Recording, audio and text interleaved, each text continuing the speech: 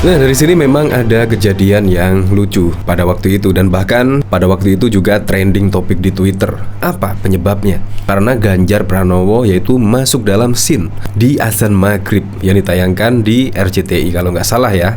Nah, di situ bahkan disematkan pula yaitu Bapak Politik Identitas. Nah, bayangkan cuma muncul di skin seperti itu saja sudah dijuluki Bapak Politik Identitas, apalagi Anies Baswedan pada Pilkada 2017 yang lalu. Bahkan sampai saat ini pun nama Anies Baswedan ya masih lekat sekali lah dengan Bapak Politik Identitas. Ya, Anda pasti tahu sendirilah pada Pilkada 2017 yang lalu itu pilkadanya seperti apa. Sangat-sangat brutal, dan bahkan juga ada media yaitu memberi judul yaitu Pilkada 2017 adalah politik yang paling brutal di sepanjang sejarah. Tetapi enak-enak saja ketika Ganjar Pranowo yang kita ketahui rekam jejaknya jelas, bahkan seringkali menolak yaitu bahkan PNS radikal langsung dicopot dan lain sebagainya. Rekam jejaknya jelas, tiba-tiba hanya masuk skin begitu saja langsung dijuluki Bapak Politik Identitas. Untung sajalah masyarakat saat ini sudah cerdas lah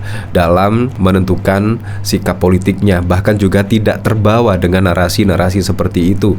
Bayangkan hanya di skin saja, bahkan juga Pak Ganjar Pranowo di situ ya benar-benar melaksanakan sholat. Dan tidak ada yang berbau dengan politik di situ, tidak ada yang namanya orasi, kampanye dan lain sebagainya. Menurut saya wajar-wajar saja kalau memang Anies Baswedan kepingin masuk di scene situ, ya tidak masalah. Bahkan juga MUI pada waktu lalu juga mengomentari tidak adanya politik identitas dalam scene Ganjar Pranowo di tayangan azan maghrib tersebut. Di sini bahkan juga dikomentari oleh Ocong Boys. Di sini yaitu Anies Baswedan meminta menstop yaitu label Bapak Politik Identitas. Wan Yaman telah mengingkari suksesnya memenangkan Pilkada DKI 2017 dengan politik identitas. Ya, Anda pasti ingat betul lah pada waktu lalu Pilkada 2017. Saya membayangkannya saja kadang-kadang gregetan ya dengan ulah pendukung Anies Baswedan. Bahkan juga waduh banyak sekali lah rekam jejaknya pada Pilkada 2017 yang lalu.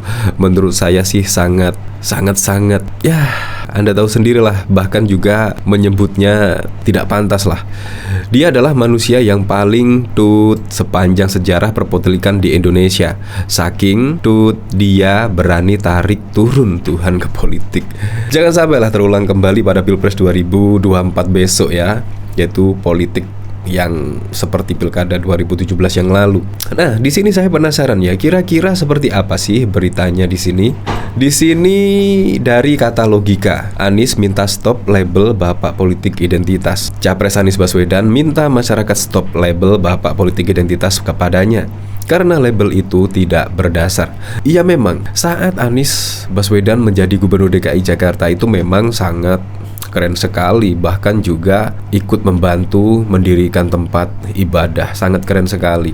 Walaupun dibayar apapun dengan hal-hal yang positif seperti itu, tetapi Bapak Politik Identitas sangat lekat pada dirinya gara-gara pilkada pada waktu lalu ya. Kampanyenya Anda tahu sendirilah, sehingga Anies Baswedan bisa memenangkan kontestasi Pilkada 2017 yang lalu. Mari kita stop label Bapak Politik Identitas, tegas Anies, karena tuduhannya tidak berdasar. Kalau ada dasarnya mari kita bahas. Dia tantang via Kompas TV pada 8 September. Bagi Anies, label Bapak Politik Identitas pada dirinya hanya melanggengkan kebencian tak berdasar. Jangan kita melestarikan persepsi perbedaan, ungkap dia. Di sini label Bapak Politik Identitas pada dirinya, kata Anies, justru membuat polarisasi semakin tumbuh. Kita harus hentikan, ucap dia. Anies berharap masyarakat sebaiknya bicarakan rekam jejak dirinya selama 5 tahun di Jakarta. Kita bisa bicara rekam jejak gagasan, karya, dan prestasi. Kalau dilihat dari rekam jejak selama memimpin di DKI Jakarta ya, saya masih ingat itu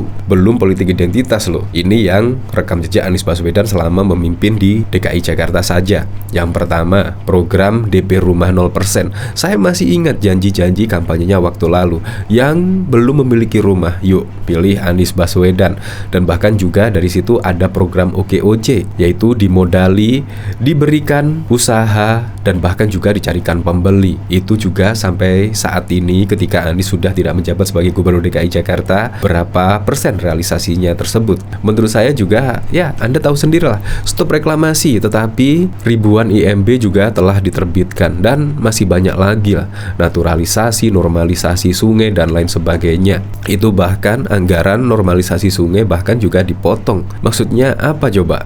Kalau Anda melihat rekam jejaknya, ya sudah banyak lah di media-media di sini, di media-media mainstream bahkan juga tersimpan rapi lah jejak Anies Baswedan, jejak digital Anies Baswedan. Itu belum lagi ngomongin tentang politik identitas pada saat Pilkada 2017 yang lalu. Wow pokoknya. Nah, dari sini saya penasaran ya, komentar-komentar dari para netizen seperti apa sih di sini? Di sini Anies bapak politik identitas. Hari ini dia minta trademark itu dihilangkan, tapi diakui sendiri oleh bosnya sulit gelar itu dilepas. Di sini bahkan Surya Paloh akui berat hilangkan cap politik identitas pada Anies Baswedan. Ya, memang sangat susah sekali. Enak aja dihilangkan. Dianya sendiri menikmatinya kok. Iya, akhirnya juga menang di Pilkada 2017 lalu dan akhirnya menjadi orang nomor 1 di DKI Jakarta. Di sini malah kelompok ormas radikal itu dapat hibah rutin triliunan setiap tahun. Ajaibnya Anies hibahkan 2,84 triliun untuk ormas. Wow, di sini jejak digital itu kejam nih. Cukuplah DKI ya gajur. Jangan DKRI. Anies sebut politik identitas tak terhindarkan. Ungkit Pilkada DKI 2017. Lu tuh jijikan. Dukung Anies majelis sang presiden diklaim dari ex HTI-FPI. Wah, Anies adalah bapak politik identitas. Tetapi saat ini ketika pada waktu lalu trending yaitu Ganjar Pranowo ada di scene dari azan tersebut, tiba-tiba disematkanlah bapak politik identitas Ganjar Pranowo.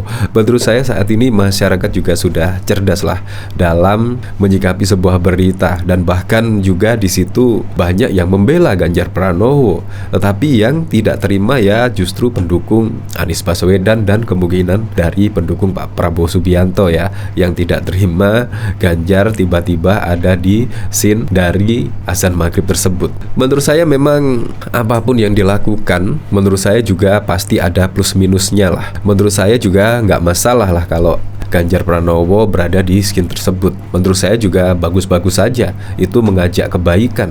Menurut saya bagus lah. Bahkan MUI juga sudah buka suara, menurutnya juga tidak masalah kalau Ganjar Pranowo berada di skin tersebut. Jadi kita kembalikan lagi lah ke masyarakat menilainya. Ya semoga sajalah Pilpres pada 2024 berjalan dengan lancar, berjalan dengan aman, dan yang paling penting adalah berjalan dengan jujur dan juga adil.